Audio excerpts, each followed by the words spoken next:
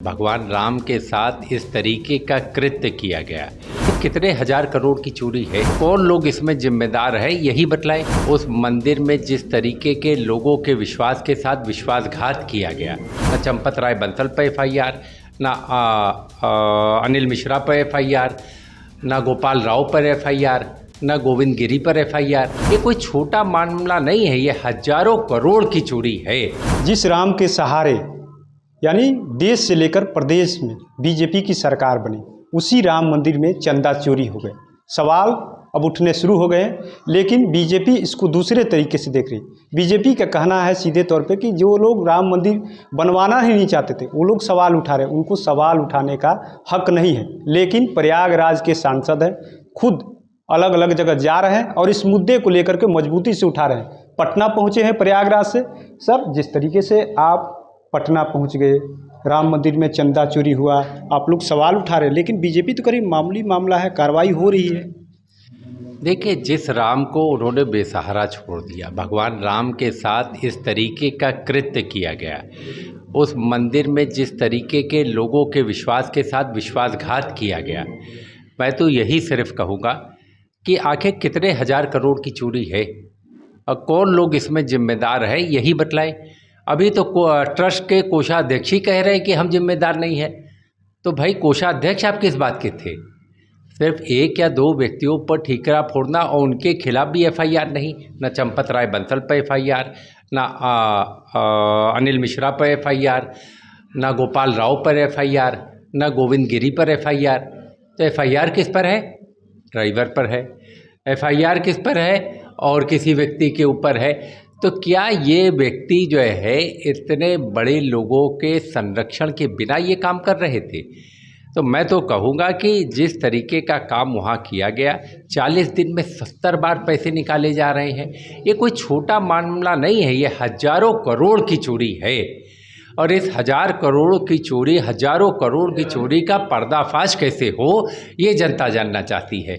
उत्तर प्रदेश की जनता, देश की महान जनता, बिहार के लोग ये जानना चाहते हैं कि लोगों का विश्वास आज कहीं न कहीं जो इनके द्वारा जो ट्रस्ट निर्मित किया गया था, उसमें लगातार कम होता चला जा रहा है और सरकार छुपा ज़्यादा रही है, बता कम रही है। लेकिन SIT का गठन की बातें तो हो रही है। SIT के सदस्यों के ऊपर 420 के मुकदमे हैं। उस SIT की क्या विश्वसनीयता, क्या साख? आप एक चीज़ बतला दीजिए, प्रयागराज में भी कमीशन बना, प्रयागराज में जो घटना घटी महाकुंभ की, आज तक उसकी रिपोर्ट सार्वजनिक नहीं हुई। तो मैं तो कहूँगा कि ये लीपापोती का इनका जो है SIT है और सिर्फ लूटपाट को जो इन्होंने किया है वहाँ मंदिर में, उसको बचाने के लिए SIT की गई है। अगर निष्पक्ष इसकी जांच नहीं होगी तो कैसे आगे का रास्ता बनेगा? और इस ट्रस्ट को भी भंग कर देना चाहिए, क्योंकि लोगों का विश्वास इस ट्रस्ट में अब नहीं रहा। प्रधानमंत्री नरेंद्र मोदी के नेतृत्व में मंदिर का बाकायदा एक तरीके से पूजन हुआ, सब कुछ हुआ, विश्व में इसका नाम हुआ, लेकिन अब आस्था के मामले में कहीं ना कहीं अब जो विदेश के लोग आते हैं, यूपी का नाम भी खराब हो रहा है, देश का नाम भी खराब हो रहा है। आपको लग रहा है? इसी के लिए तो हमारा सवाल है कि देश के प्रधानमंत्री इस मामले में मौन क्यों हैं? आखिर जब ट्रस्ट उनकी देखरेख में बना तो आखिर जवाबदेही कौन लेगा?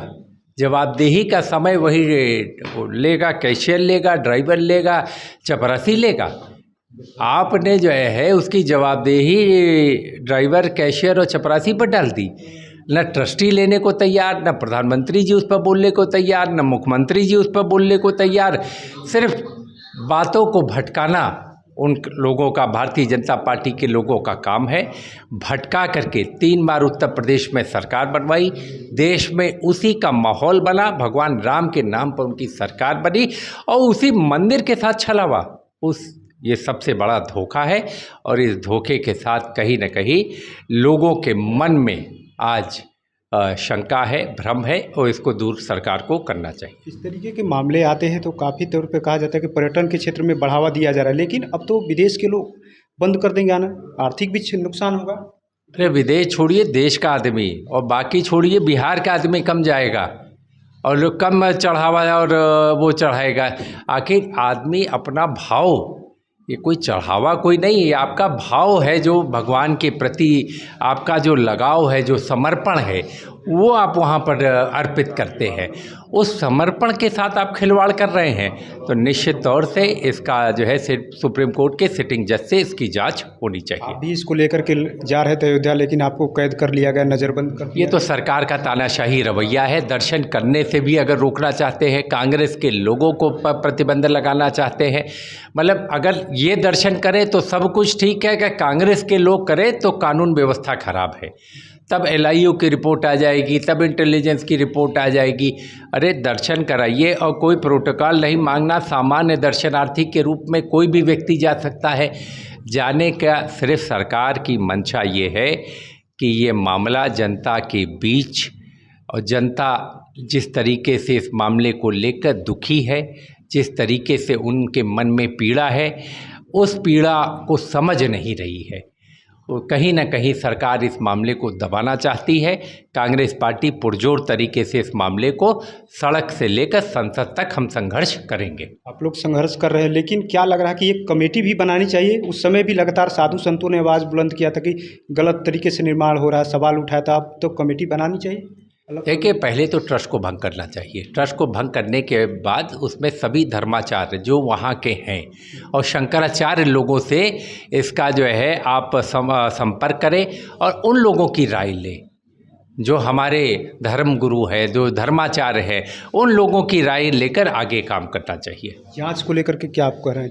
जांच पर कोई भरोसा नहीं है। किससे जांच होनी चाहिए? सुप्रीम कोर्ट के सिटिंग जज से जांच होनी चाहिए। उससे कम पर कोई भरोसा लोगों का नहीं है, ये हम लोग का मानना है।